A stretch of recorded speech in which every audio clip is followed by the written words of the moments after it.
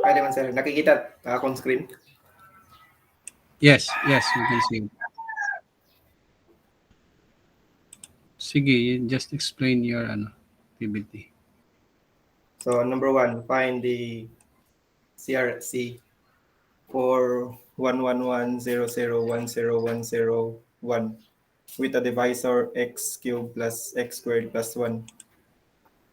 So ginkuan ko sir, kuha ko anay an kuan an aniya equivalent an x squared plus x cubed plus x squared plus 1. So ang x cubed 1, x squared 1, tapos waray man kita x, so 0 siya, tapos plus 1. So kumayada siya 1. So 11101 divided by 11100100101. So may da makita 4 ay 4 sir, tapos di ba ang yakan aton video is length minus 1. So 3 magdugang kita tulo ka 0. Tapos i-cancel na dayon. So amay ni sir. Kailangan ko pa i-kuan sir, usa-usa. Ale, okay na, okay na. These are XOR ha, XOR, not subtraction ha. XOR sir. Sige. And number 2. So no, ako lang gyap yung kuan sir, gin check an error. So wala hiya error sir ang 1. Tapos ma-proceed kita nito. Suppose we want to transmit a message 11001001 and protect it from error using the CRC polynomial x cubed plus 1. Use polynomial long division to determine the message that should be transmitted. Corrupt the leftmost third bit of the transmitted message and show that the error detected by the receiver using CRC technique. So again, kanang kuan ko anay an x cubed plus 1. So may kita x cubed which is 1. Tapos x squared is missing, so 0. Plus x is missing also, so 0. Tapos plus 1, so may daya 1, so 1. So ang dayon divide ko 1001. So ang remainder sir kay 011. Tapos amo na indete transmitted. Tapos divide ko hiya kuan wala hiya error sir. Pero ang yakan eri kay kuan man corrupt the leftmost third bit of the transmitted message. So amini ang transmitted message. Then corrupt the leftmost third bit. So 0 man inihiya gin 1 ko sir. Ang transmitted message. Tapos corrupt the leftmost third bit. So instead of 0, nagiging 1 hiya dire kay gin corrupt. So may dan na hiya error sir tungod kay may daman kon change. Asya na yun sir? Or Yes, that's okay na. I think in check ko there are only 3 pala nga nag-submit. And kan Imo, kan Miss Vicious, and Gamba. Amo pala nag-submit.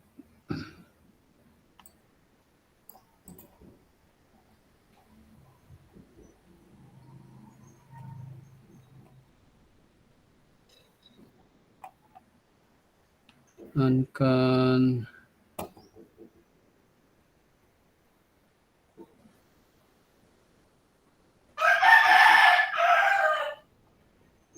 ano yun?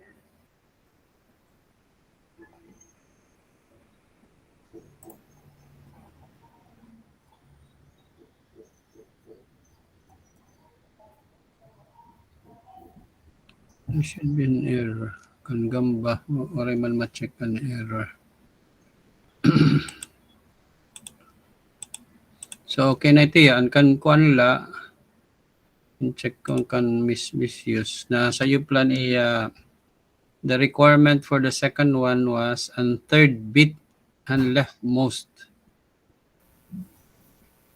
Ani mo gin leftmost mula ani mo gin ani. Lagi sir, ka-realize ko na pwede mag-outro sir. Yeah, okay man la kay wala man problema. At least you were able to prove na even though iba ni mo gin error, na detect lagi hapon.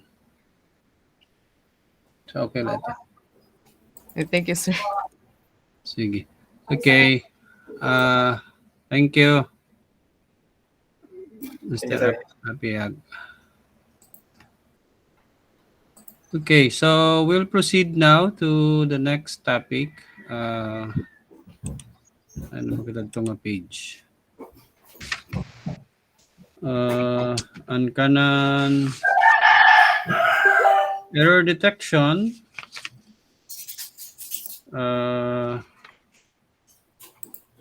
Page up to page 393. So we go now to page 394 or error correction.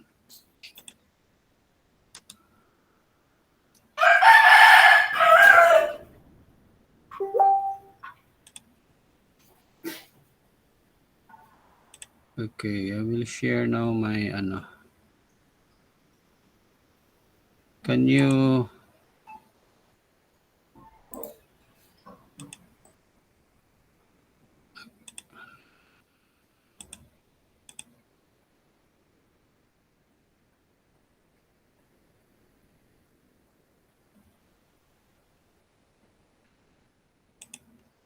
Okay, can you see my screen? Yes, sir. Okay, so we were able to discuss na error detection. So we have ano to natin error detection, LRC, VRC,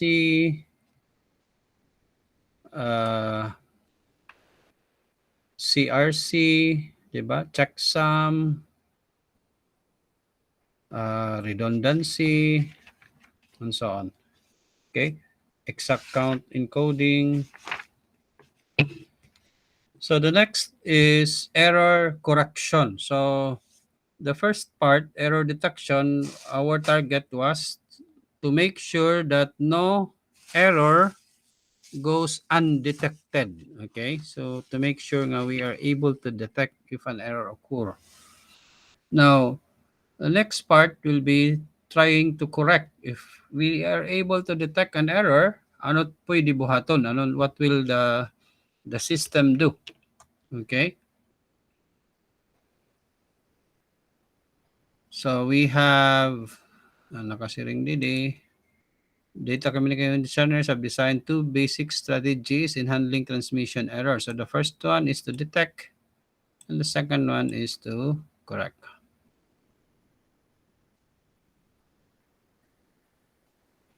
So, discuss ta kanina. So transmission can occur a single bit or burst of errors depending on the physical processes that cause them. Having errors occur in bursts is an advantage when data is transmitted in blocks or frames containing many bits. For example, a typical block of 10,000 bits. Ay na kung na din na. Kung nakikita. And the system has a probability of error 10 to the 4. That means 1 bit in every 10,000 bits. But again, as I mentioned before, usually the bit error rate is about 10 to the negative 6. Although the target is 10 to the negative 8. So that means kung 10 to the negative 6 ang ating bit error rate, although this one is probability bit error rate, that means 1 in every million, there's one error. So the disadvantage of burst of errors is they are more difficult to detect and even more difficult to correct than isolated single bit errors. If you can recall, an aton CRC, parity bit, BRC, LRC, ang target ito niya is single bit errors. If there will be two errors, for example, in a CRC, duha nagka-error, then there will be, di mo ma-detect or hakuan ngayon ha parity bit. If there will be two errors nga na timing even and pagka-error niya, then di rin ma-detect. Okay?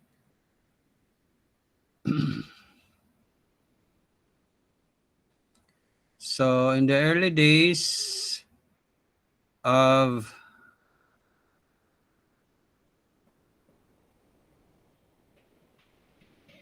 data communications, may mga human operators. But right now, with the speed of transmission, di rin na ito kaya. So, before, ang telegrama pala ba una? Using baudot code. So, a person, the operator, can substitute kung ano niya pagkita ang kulang. But again, as I mentioned before, kung an error is in a word, sample, sige din ni character, iniya na himon O. So, a person, a receiving person, can make corrections. You can check or you can make corrections as you read it. Bisan nga ni waray mag-correct ha, mag-symbol substitution. As you read the message, your brain can easily make corrections. Nakakakuang kadayon nga sa iyo pining nga. Oh. Okay, but if the error is in numbers, then that's quite difficult for a brain. Ano niya pag-guess kung ano itong number. Okay? So, in the modern world of data communications, there are two primary methods for error correction: retransmission and forward error correction. So, from the term itself, retransmission, so the receive station requests the transmit station to resend the entire message or a portion of the message. Okay? And this is a bit, kumbaga, bandwidth pa, lugi ka, di ba? Kaya you have to transmit it again. Magamit ka na liwatan bandwidth. Okay?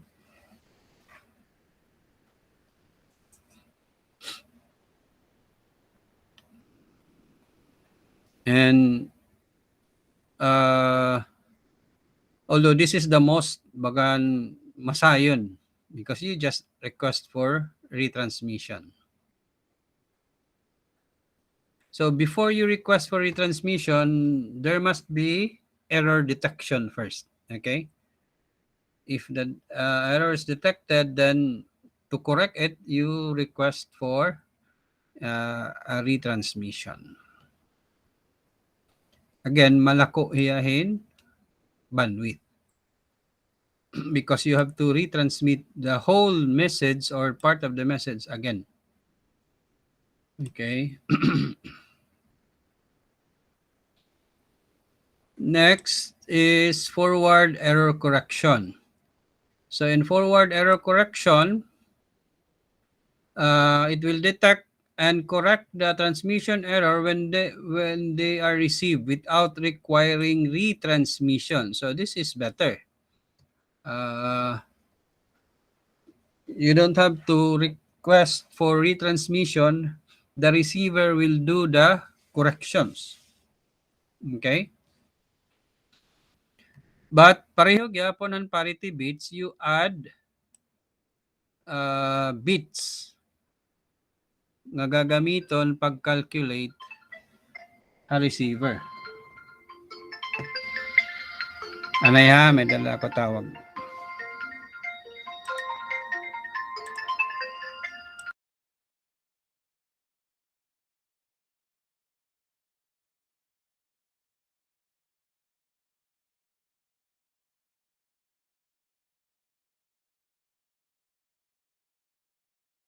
Okay, aray na to.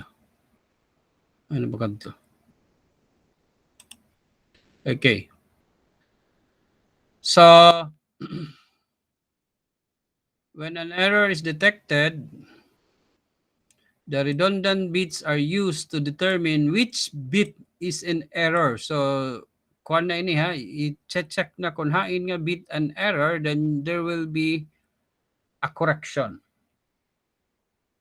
So, correcting the bit is a simple matter of complementing it. So, for example, ang original naging padara is 1, then umabot sa receiver, naging 0, nasayop.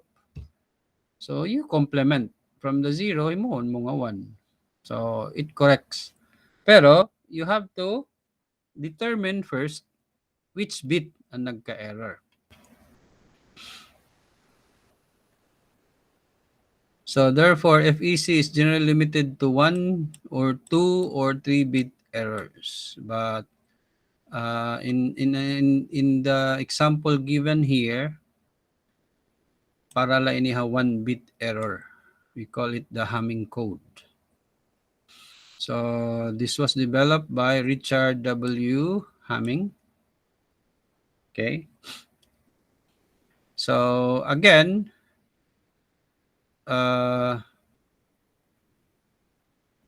it will correct only single bit errors in a Hamming code. It cannot correct multiple bit errors or burst errors. Cannot identify errors that occur on the Hamming bits themselves. So this is one problem. Kung ang Hamming bit mismo ang nagka-error. So may lagyap niya disadvantage. So any target is an error will occur on the data. Pero kung na Hamming bit mismo, kay iupod man nimo Hamming bit, data plus the Hamming bit. So if there's an error in the Hamming bit, then waray problema.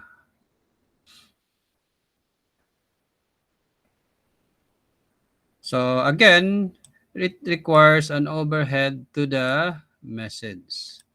So instead of singunta 8 bits ani mo ipapadara the data, ma-add ka pa hin additional na bits para to check kan error. So depende na ito han user kung importante ba gulit system or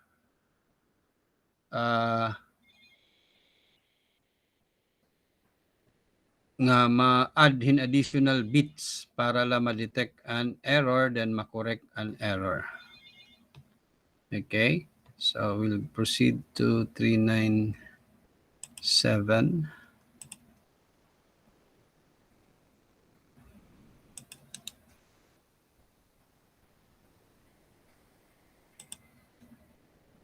Okay. So in Hamming code, you must determine first how many Hamming bits do you need. So the number of Hamming bits is determined in the following expression. This is the one. So n refers to the number of Hamming bits. M is the number of bits in each data character, and M then plus 1. So 2 to the n must be greater or equal to m plus n plus 1. Now, may daniya din mga example.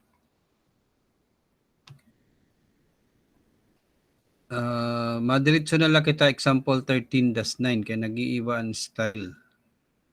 So I would prefer nga ang 13-9 na latad gamiton. Kumbaga, inihiya din hingas ko an ibalota niya technique. And didiliwat hat 13-9 ibalot ang technique. So we'll just use 13-9. So the problem with Hamming code is dako iton iya na add. Diba? If you have 8 bits an imo character, Pareho niya ang example niya. 8 bits ang imo data. Ang imo humming code is 4. So that means almost 50% ang na-add na bandwidth, di ba? Kay ang imo data is only 8 bits. Tapos nag-add ka pa ng 4 bits. So naging 12 bits. So that means takay ang 8 bits kay ASCII ang usa ito parity bit pa. So that means almost 57% is used not for data but for error detection and error correction. Kumbaga na additional ba ang bandwidth instead nga 8 bits 7 bits lot ipapadara from one point to the other. We have to make sure there will be madidetect an error, then mako-correction na ng error, then you add 4 bits. So more than almost 57 bits, 57% an increase sa imo bandwidth nga requirement. So madiretso kita didit example ha. Okay, in the example, asiring may dako no 12-bit data string.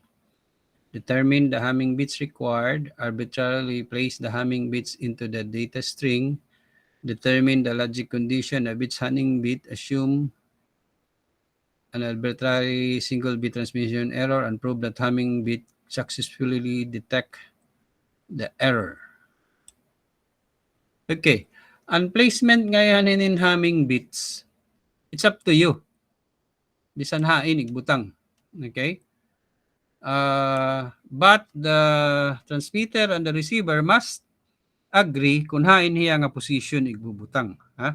So, dapat magklaruhay kung hain igbubutang. So, first, ang aton bubuhaton is to determine how many Hamming bits is needed. The number of Hamming bits. So, 12-bit man. So, may dakita ano ito formula. Ang aton formula is ano man 2 to the n m plus n plus 1 is greater than. So, ano yung buhat? Testing anahiyan 4. Okay? Testing yan 4. Total of 4 is 16 is greater than or equal to 12 bits, di ba? Ano nat formula?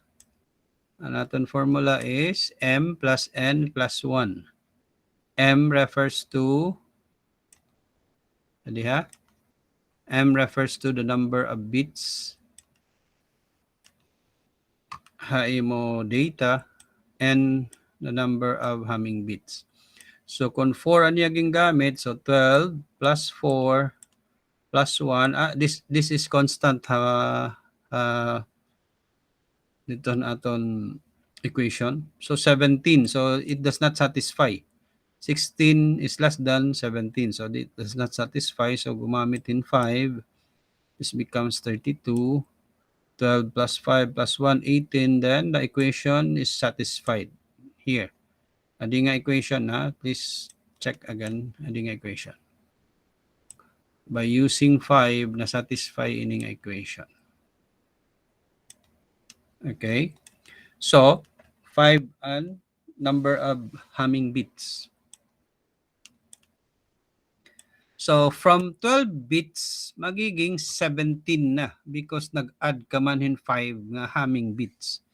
So, ano ito hiya? Almost 30%. Tama ba? Almost 30% nga increase. Sobra pa da. Sobra pa ano? Increase in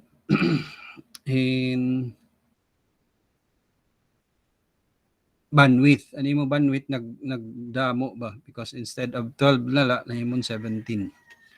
So, again, ikaw bahala ini magbutang kung hain nga Hamming bits position. So, we will just follow this one. Ani again ko, aning butang niya 4, 8, 9, 13, 17. So the bit position is 1 ngadto 17. Here, 1 ngadto 17. So nagsiring iya nga ay kada tahakuan bit number 4, bit number 8, 9, 13. You try to check after this discussion. Ibalhin daw niyo ha ibang position, then try to solve by yourself. Okay? Because in the concept, you can put it anywhere, but as long as the transmitter and the receiver knows where the position is. Ito nga haming bits. Okay, so ginbutang niya 4, 8, 9, 13, 17. Now, to determine the logic condition of the Hamming bits, express all bit positions that contain logic 1 as a 5-bit binary number and XOR them together. So, didahan data, nga tanan nga may logic 1. So, for example, ini 6, ano pa, 12, 14, and 16. Tama? Express it in a 5-bit binary number. So, bit position number 2, tama di, 0010. Bit position number 6, tama diya, XOR. Bit position 12, bit position 14, and bit position 16. Okay? Then the answer here, XOR, will become your Hamming bits. Now, this Hamming bit now, di man ang least significant number, so amon bit 4, bit 8, bit 9, based han, adihiya, nga imo gin, di ba, nag-set kita nga amoy ni an, positions and Hamming code. So, in total,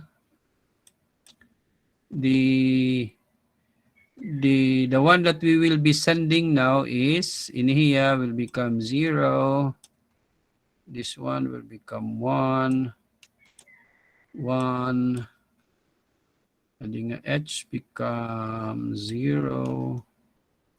And adding a Hamming bit becomes 1. Okay. Any clarification so far?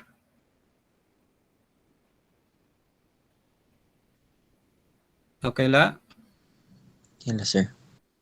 Okay, so we'll proceed. Then, ano na kita na page? Ano ba nga page? 397. Pamali kita ha, 399.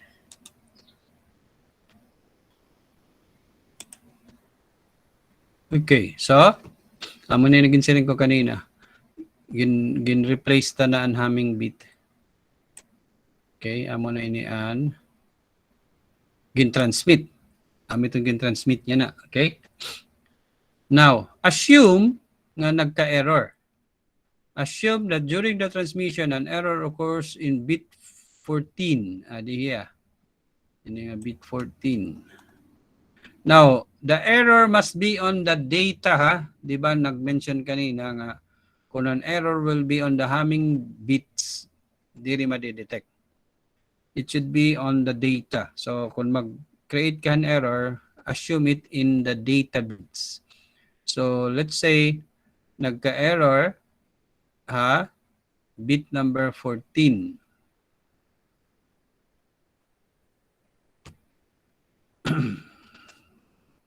At the receiver, to determine the position in error, extract the Hamming bits and XOR them with the binary code for each data position that contains a logic 1. Okay. Adin imo Hamming bits, di ba? Ano to? Ano ba ta kung kon? Adi, Hamming bits na determine taman, di ba? Transmitter side. Di ba naton previous page? Okay. Next, bibilingon mo na liwat ang mga logic 1. na-receive nimo. So diha sa duha tulo diri upod adi nga kuan, sorry. Diri upod ang haming bit. Sa duha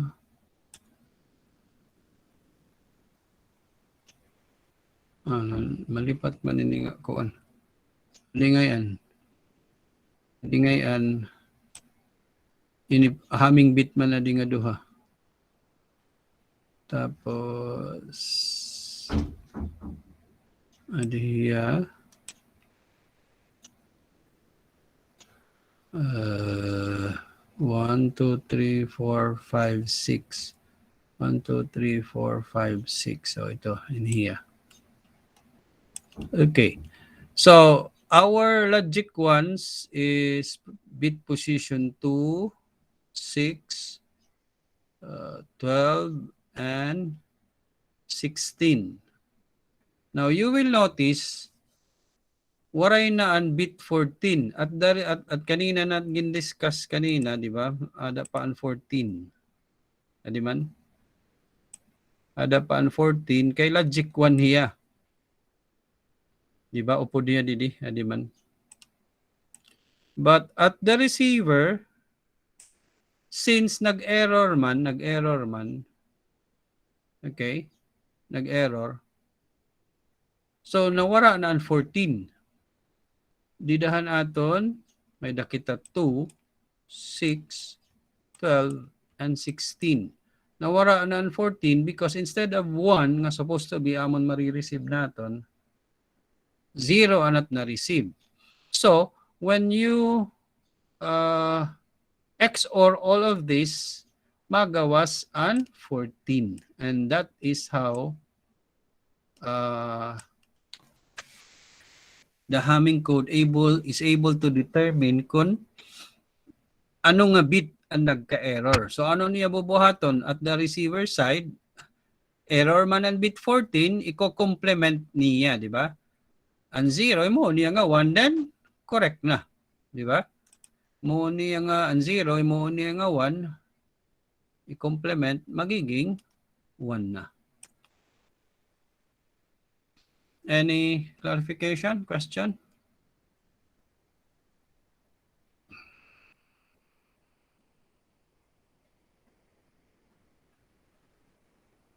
Okay. I-try natin. Let's say there's no error. Let's say there's no error at the receiver. Anaton error, ibalhin tat error ha. So let's say ini 1 lagi hap ha, 1. Ang nag-error ikadita, ini nga bit ini na bit 1. Amon nag-error. Nahimo nga logic 1. Okay? Adihiya nga bit niya? Bit 14 ini, di ba? Amo lagi hapon logic 1. So there's no error, ha? There's no error. Pero an error is in bit number 1. Can you show daw kung madidetect bagi hapon ang Hamming code nga may error ha bit number 1?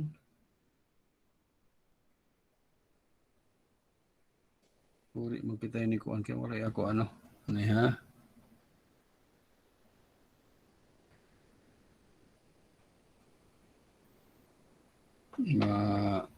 Sunod daw ako using Can you make bangin may dani yung papel dida kanin can you then let's show it.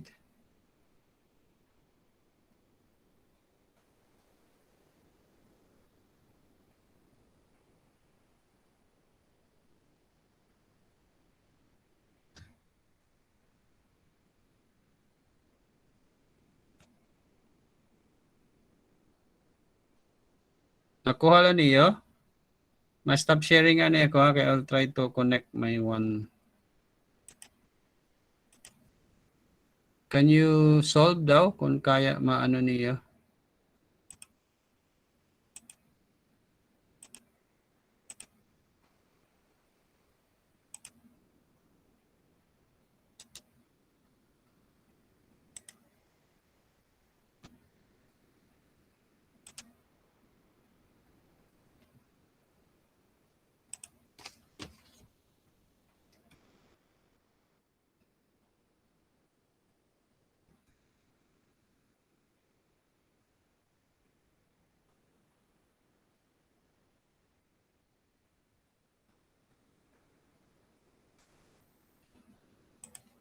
May na nakasolve.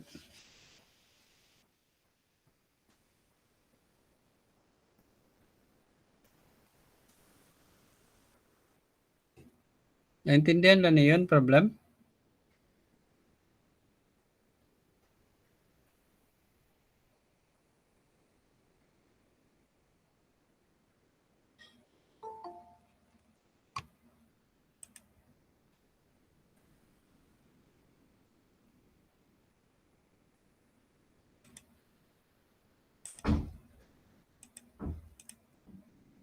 Okay, I'll bring it back.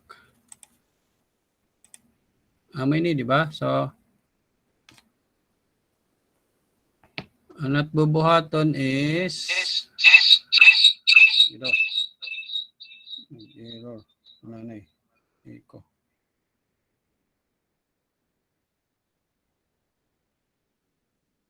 Ang natbubuhaton is there will be an error in bit number 1. Pero ang bit number 14, di rin na ito ya error. Logic 1 na ito ya.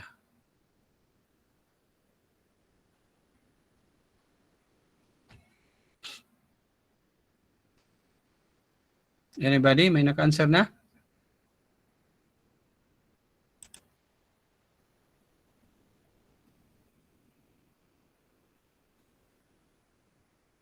Aray pa ko sir makakuha. Okay pa. Alay, sige. I will show you.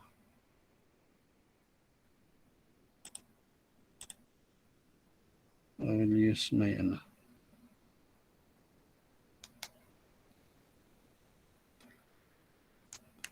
Alay, may niyokopyahan ko, di ba? May niyokopyahan page, ano?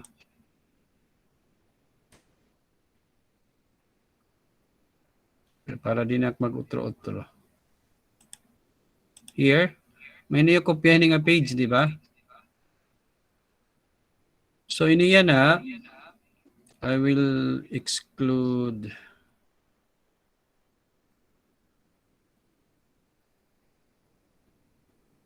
okay. So, inihiya na 14 ang gawas. Bisan din nila ngayon, pwede lang. Gumawas ang 14 because anaton 14 kanina din ni 0. Di ba? Takay logic 1 naman, di ba? Kay ginbalik ta. So, mautro kita, mabutanglot kita din ni number 14. 0, 1, 1, 1, 0. XOR, puro 0. Okay, no error. Pero, nag-mention kita nga bit number 1 is logic 1 na. So that means, upod na yan didit lista. So, anong bubuhaton? Mabutang lot kita han bit number 1. Igi-XOR ta. 0, 0, 0, 0, 1. Ma-disconnect na lang din eh. Okay na ngayon.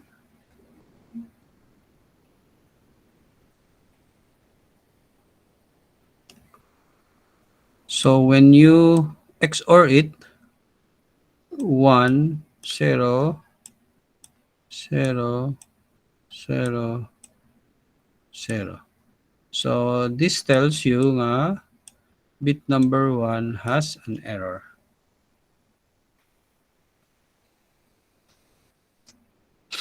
Okay? Any clarification? Question?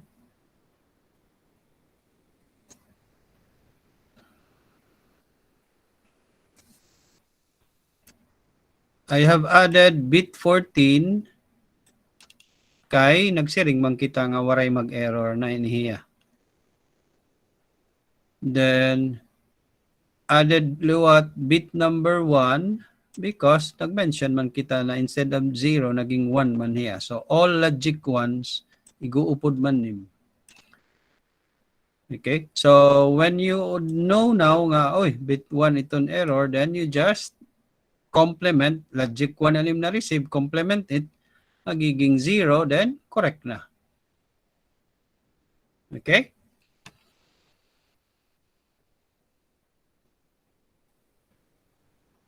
Okay na? Clear? Pator da, sir. Pator da, sir. Kaya naglag media ako. The requirement is nga tanan nga logic 1 imo gi-XOR except han mga haming bit, ha? Dili upod, ha?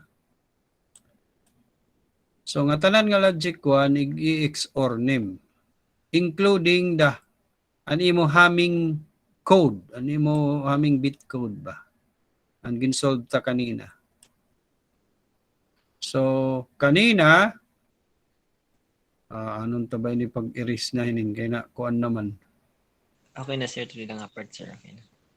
Oh, so kanina sumiring kita nga ang bit number 14 logic 1 na hiya. Waray mag-error. There's no error, ha? Bali as shown here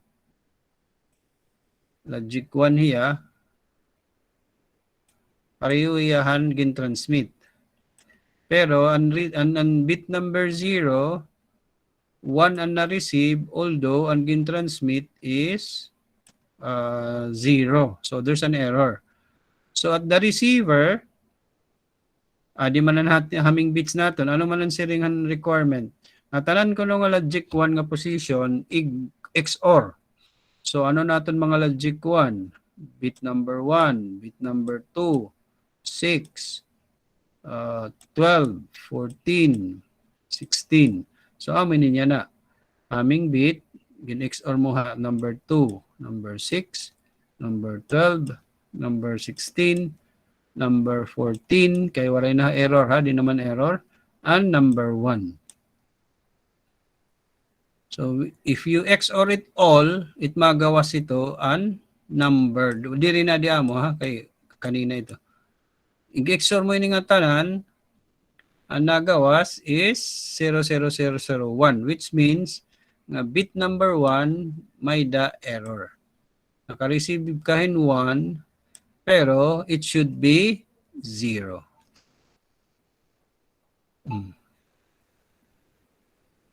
Okay na, sir. Thank you.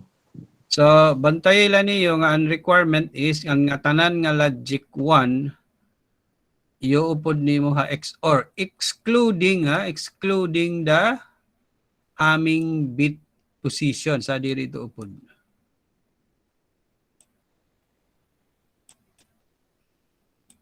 Okay? Let's try to check hakoan. I think may line eh.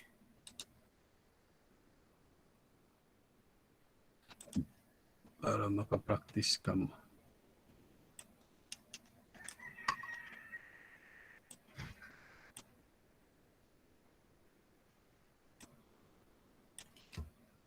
Okay.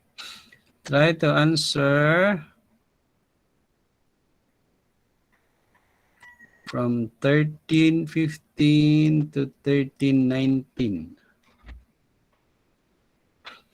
How many Hamming bits are required for a single ABCDIC character? Okay. How many Hamming bits are required for a 13-bit character? Okay. Kaya. How many Hamming bits are required for an 11-bit asynchronous ASCII character? Okay na. Ano eh, kaya may dalatawag.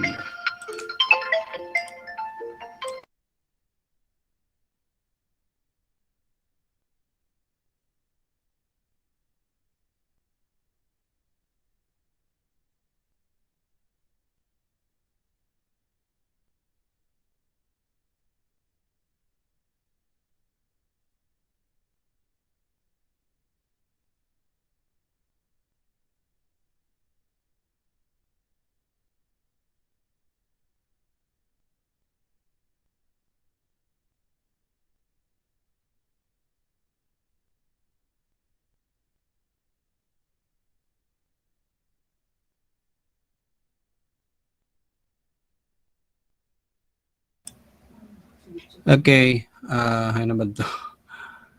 Ano ba to? Ano na? Okay. So, ayaw na hindi nga asynchronous.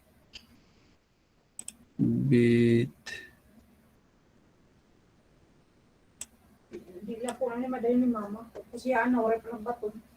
Determine the Hamming bits for the ASCII character B.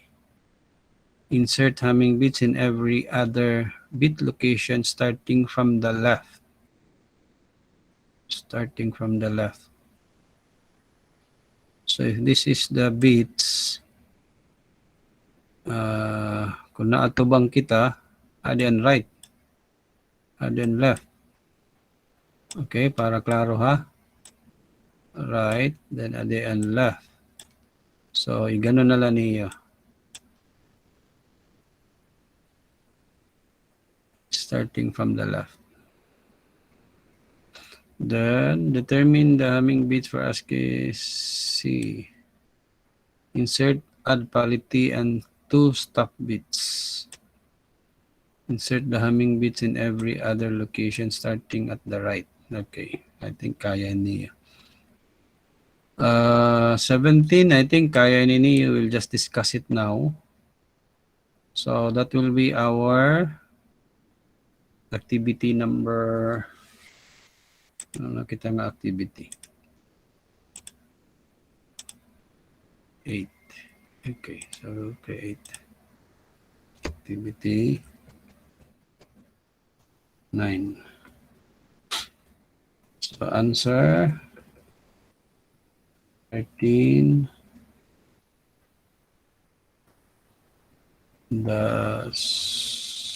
Sunod to 15 to 19.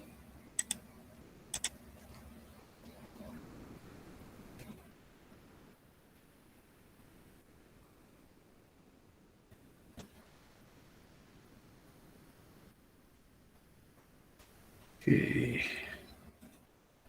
Due date 7. I'll put the due date at 6 ha, para ma-discuss ta dayon. Kaya ang problema, naghuhulat-lat iba kung saan ma-discuss na't iba mo pat paghimot assignment. Okay. Ano? Okay na? So, this will be your ano. So, we'll try to discuss asynchronous para ma-solve ni ma-kuan niya. Ano to? Okay. So, after error correction, error detection, next is synchronization. So, to synchronize means to harmonize, coincide, or agree in time. So, that means the transmitter and the receiver must be synchronized or agree in time. Kaya dili nga ni magkasya, sample, transmitter transmits at singon tanala 10 bits per second, then the receiver, iti pag-receive liwat is 20 bits per second, then sayop na. Okay? So, may kita tinatawag na clock synchronization and may daliwat message synchronization.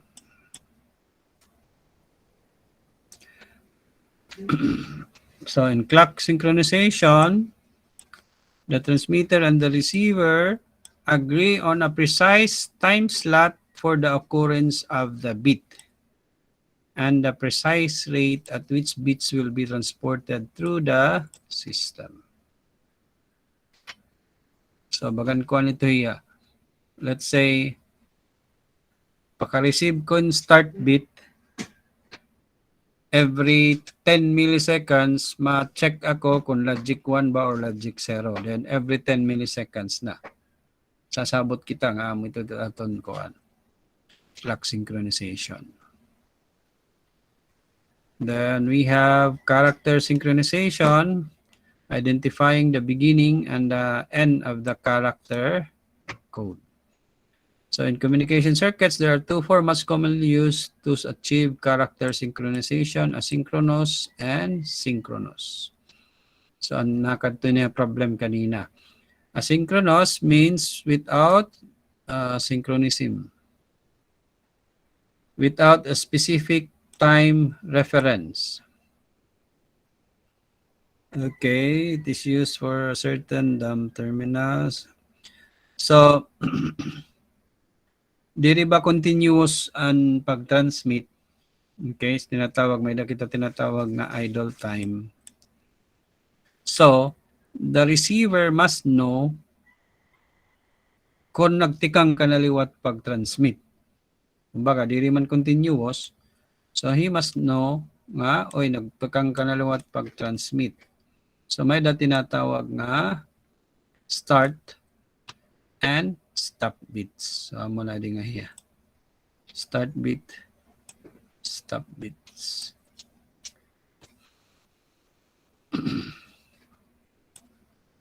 So, during idle, di ba, you will notice 0 itong start bit. During idle, ang nare-receivehan receiver is puro logic 1. Permanente la logic 1.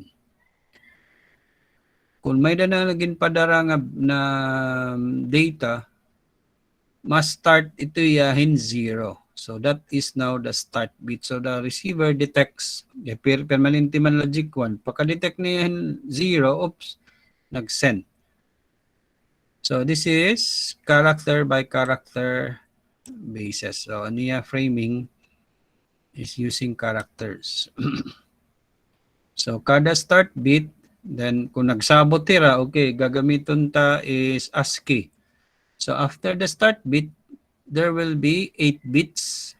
Then after the 8 bits, and stop bits. So the stop bits are sunod-sunod liwat nga logic 1. So if, for example, may da ka pa ipapadara sunod, butang ka na liwat, start bit here. Then, ang data na naman, sample naman yung data nimo, pera kabugos, 8 bits. Then, stop bits na naman. Then, sunod na naman, start bit na naman, so on. So, continuous na ito, yeah. Kung sunod-sunod ba ang pagpadarahan, characters. So, babantayan la is, pagka-receive niyan 0, the next 8 bits, so magsasabot tira. How fast, di ba? Ano din ang sabot nila? Ano to? Magsasabot tira the occurrence of the bit and the precise rate. So, kung nagsabot ka mo, for example, a serial, nagsabot ka mo, nga submission natin is 1,000 bits per second. So, that means mga kada bit is 1, tama ba? 1 millisecond. 1,000 bits per second. Okay, 1 millisecond kada bit. So, pagka-receive mo start bit, 1 millisecond, bit 0. 1 millisecond, bit 1. 1 millisecond, bit 2, and so on. So, depende han sabot na han speed. Di ba? If you will notice sa iyo Arduino, na-set ka mo data rate, di ba? 9,600 bits per second. So, magsasabot ang receiver nga ni transmitter, ano nga? Speed ang gagamitan. Okay, so that is asynchronous. So probably in the problems, kon kanina, here, ginuupod ang start bit nganin an, ginuupod ang start bit nganin an stop bits. Okay?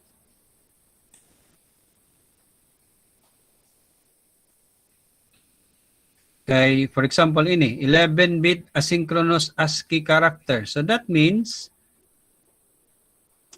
ang gingamit niya is usa ka start bit nganin duha ka stop bits kay pwede man 1, 1.5 or 2 ang stop bits. So pira na ini nga tanan 11 na. Nakuha niyo 11 na kabugos. 8 bits an ASCII plus usa ka start bit plus duha ka stop bits amo na di nga 11 bit. Okay, here. Next, anong sunod? Determine the Hamming bits for ASCII character B. Now here, there's no mention kung asynchronous or synchronous. So, consider it as 8 bits la. Okay? In 18, in 19, amo gyapon, there's no mention kung asynchronous or synchronous. So, consider it as just 8 bits. Okay? So, go back. So, that is your asynchronous. The next type of synchronization, nanunta na lang.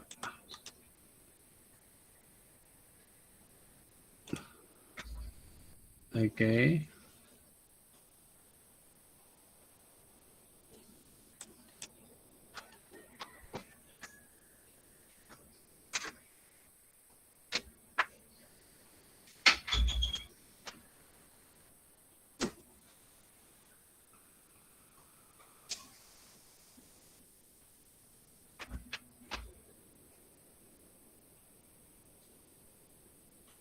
Okay, here. So there's an example here. If nagkaka-error ba? If there's an error. Okay. Ano mo transmit clock? 1 kilohertz. Okay. Ano mo receive clock is 1.11 kilohertz. So you will notice there is a gutiay la nga gap. So pag abot na nga di, magkaka-error na.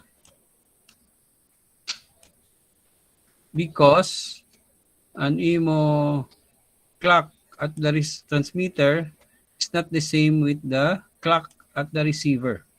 So that's why it is important nga synchronize good ang transmitter nga nin receiver. If you transmit at 9,600 bits per second, dapat the receiver also will receive at 9,600 bits per second. Dapat magpapareho.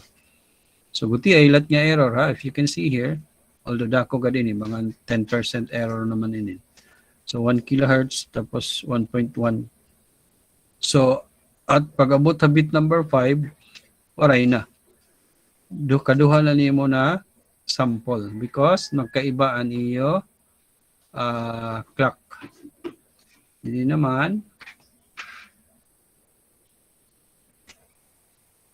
So 1 kilohertz and receive is 909. So at probably at the farther magkaka-error gihapon.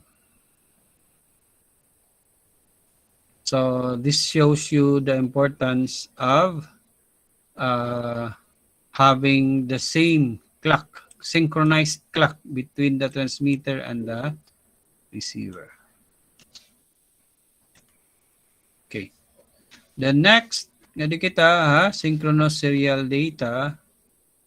Na synchronous serial data naman, this is for smart or intelligent computer terminals. Ginagamit din ni ASCII, EBDC, DIC, and so on. If you remember ASCII, may daniya synchronizing character.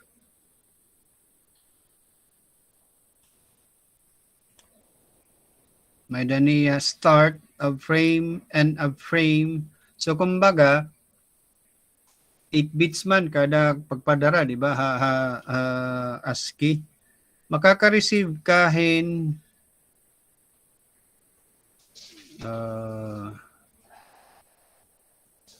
para man ni example din ni. Let's check. Alright, adi na. Adi na ngayon.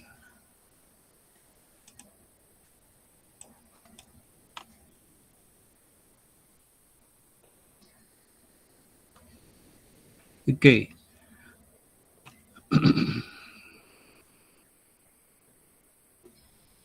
May daniya ginsesan nga special character nga tells the receiver nga ma-start na pag-send. We'll go back to the ASCII. Ano to yung akuan? Internet na lang.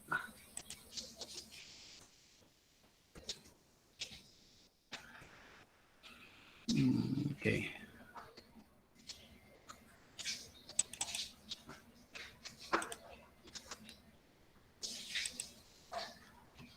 Okay, so here you can see start of text, start of heading, may daniya special character. May dapat niya din N.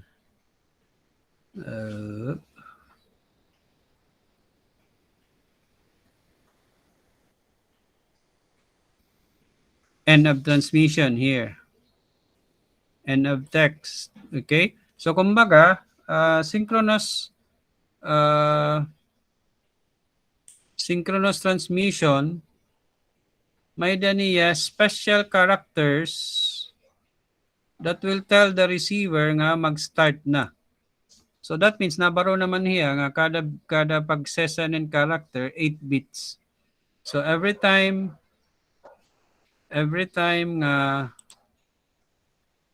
let's say permanente logic 1 it yan nare-receive, waray pa mag-start. Okay? O para ini null kung permanente logic 0 or 7E or 7F puro ini 11111, di ba? Delete. Tapos 7E is ano. So, at the receiver, pagka-receive niya start of text or start of heading, then he will know nga, okay, may matiabot na mga characters. And he will count na every 8 bits. Every 8 bits, 1 character, and so on. Then, pagka-receive liwat niya end of text or end of transmission, then he stops reading na. Okay? So, kumbaga, that's the reason why, and mention di halibro nga, this is for, ano to? Okay man din. Synchronous is for intelligent terminals. Because, based on the characters nga nare-receive, nababaro ang receiver nga, nag-start na ang message. Then after pila ka characters, kumbaga, there's no limit kung pila ka characters iti mag-send.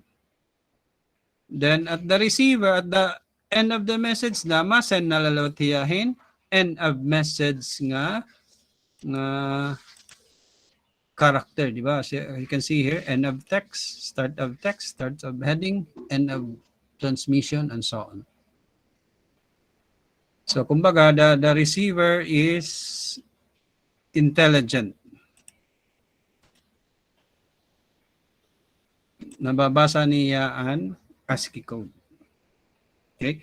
So, synchronous serial is better than asynchronous. Why? Because masend kahin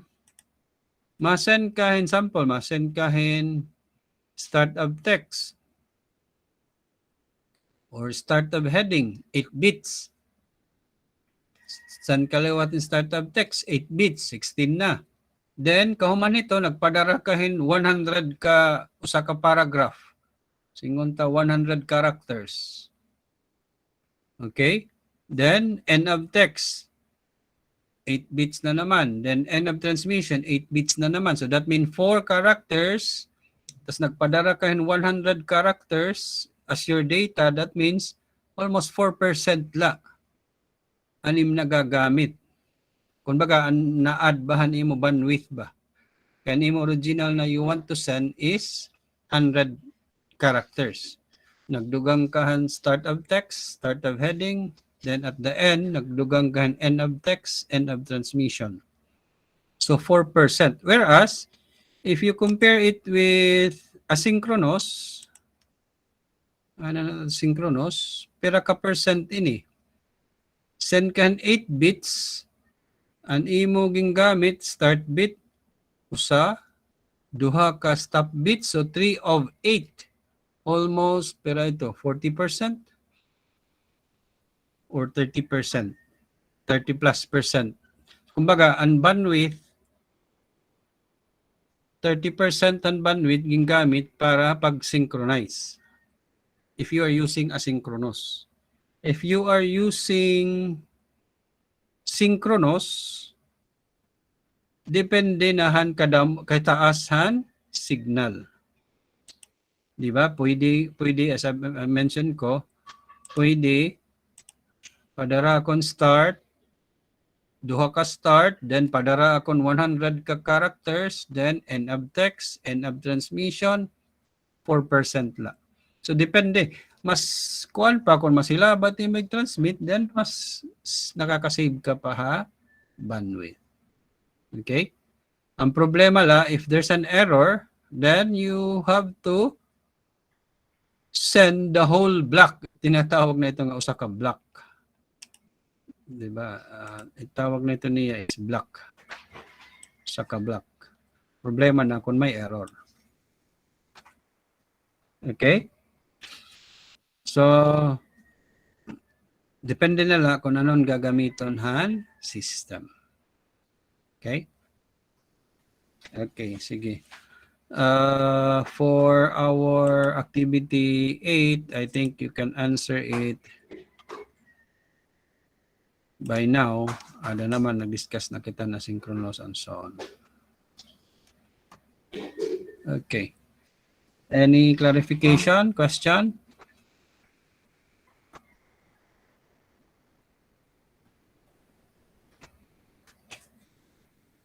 Clear na?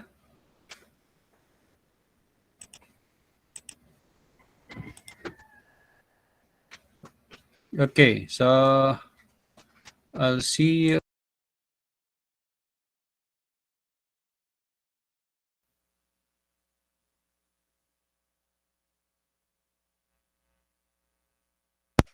Sir, mapasan la po kami han recording, sir. Thank you.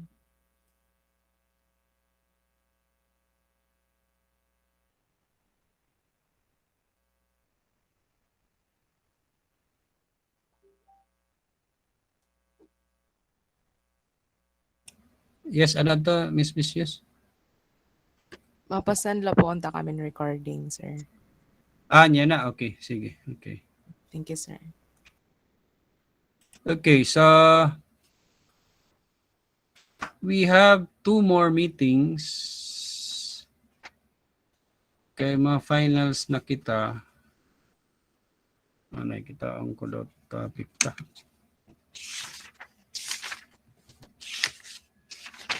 Kung topic ta.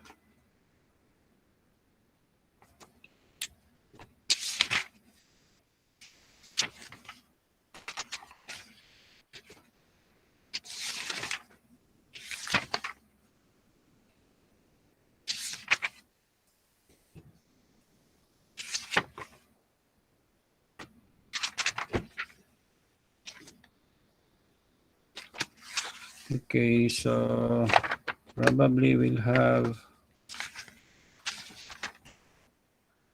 2 more meetings. Ang kuan na natatan.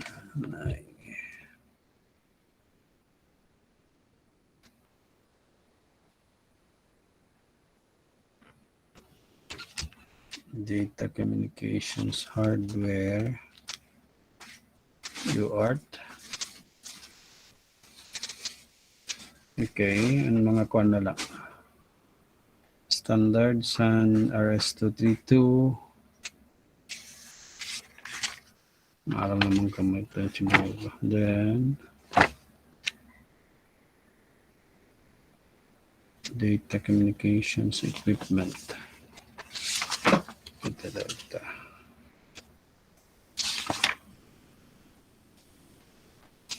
Modems.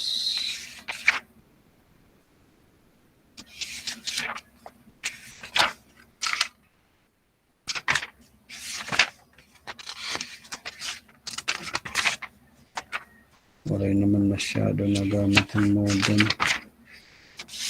Voice modem.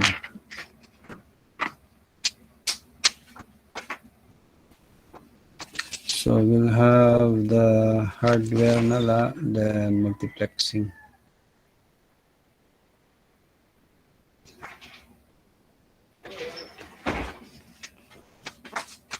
Okay.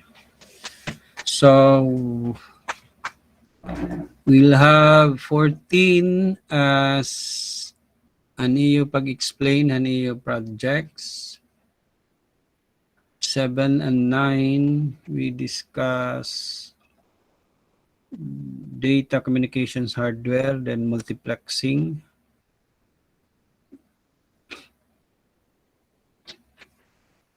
Okay. Dito na makaya that optical, but sige lang kitaon tala. So the target for the exam will be on the 16th. Okay. So 14th will be you're going to show your projects. Then we have 2 more lectures, 7 and 9. Then exams on the 16th. Okay? Sige.